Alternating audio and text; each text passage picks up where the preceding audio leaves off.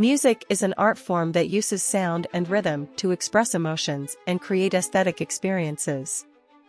It can be composed, performed, and listened to in various styles and genres, such as classical, jazz, rock, and pop music can be performed by individuals or groups, and can be played on a wide range of instruments, including pianos, guitars, drums, and violins. The basic elements of music include melody, harmony, rhythm, and timbre. Composing music can be a complex process, but there are a few basic steps that one can follow. 1. Start by brainstorming ideas and experimenting with different melodies, chords, and rhythms on an instrument or using music software. 2. Develop a main melody or theme that will be the foundation of the composition. 3. Build harmonies around the melody by adding chords and other melodies.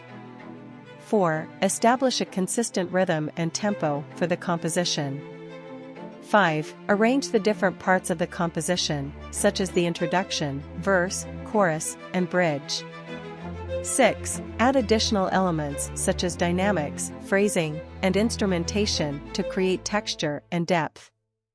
7. Revise and edit the composition as needed. 8. Notate the composition or record it using music software.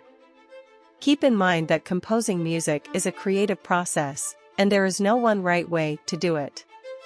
The above steps are just a general guide, and you should feel free to experiment and try new things as you compose. Also, it is important to practice and study music theory, composition techniques, and other aspects of music to improve your skills and understanding of music as a whole. Reading music notes involves understanding the basic symbols and notation used in sheet music. Here are the basics of how to read music notes. 1. Pitch. The position of a note on the staff indicates its pitch. The staff is made up of 5 lines and 4 spaces. The notes on the lines are E, G, B, D, and F, and the notes in the spaces are F, A, C, and E.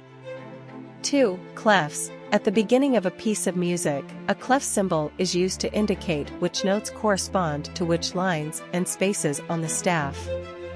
The 2 most common clefs are the treble clef, used for higher-pitched instruments and voices, and the bass clef, used for lower-pitched instruments and voices.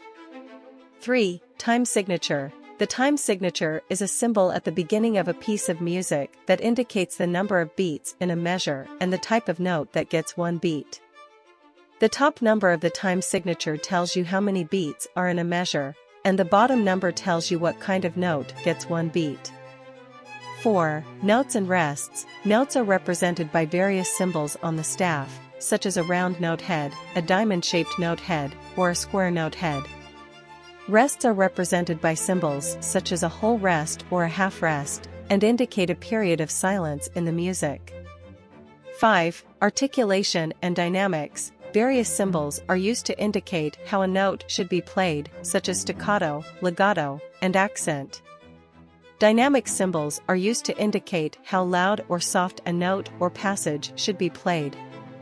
6. Tempo. The tempo tells you how fast or slow the music should be played. This is indicated in the sheet music with a metronome marking or an Italian word such as allegro or adagio.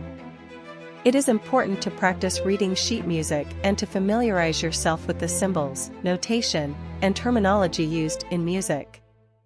As you practice and gain more experience, reading sheet music will become more intuitive and natural.